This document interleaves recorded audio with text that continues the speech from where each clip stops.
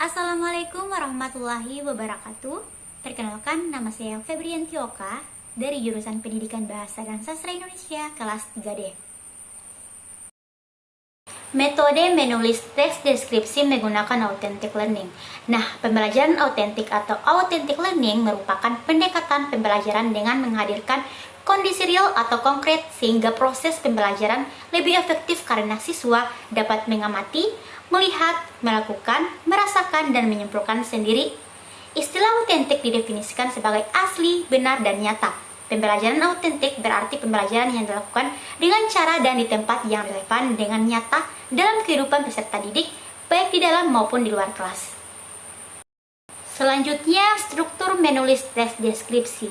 Di dalam teks deskripsi terdapat 3 struktur diantaranya. Yang pertama ada identifikasi. Identifikasi merupakan penetapan identitas baik orang, benda, atau objek lainnya.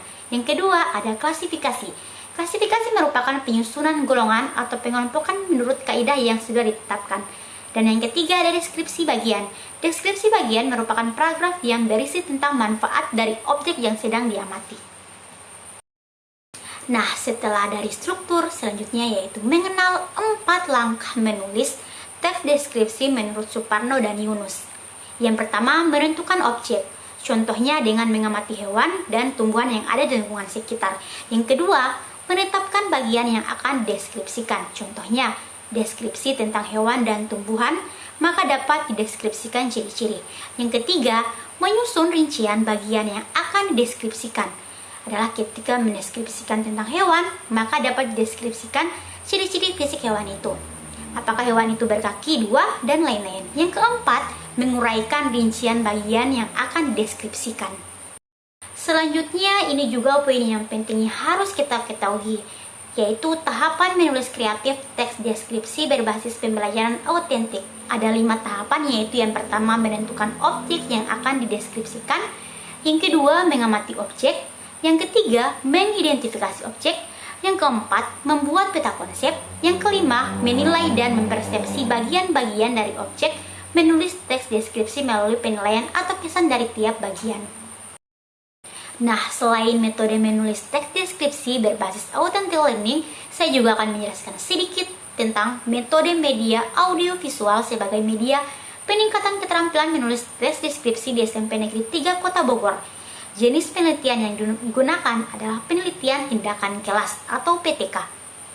Penelitian tindakan kelas atau PTK adalah penelitian yang mengangkat masalah-masalah aktual yang dilakukan oleh para guru yang merupakan pencermatan kegiatan belajar yang berupa tindakan untuk memperbaiki dan meningkatkan praktik pembelajaran di kelas secara lebih profesional.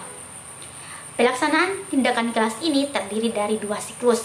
Secara garis besar, penelitian tindakan kelas umumnya mengenal 4 langkah penting, yaitu perencanaan atau planning, tindakan atau acting, pengamatan atau observing, dan refleksi atau refleksif.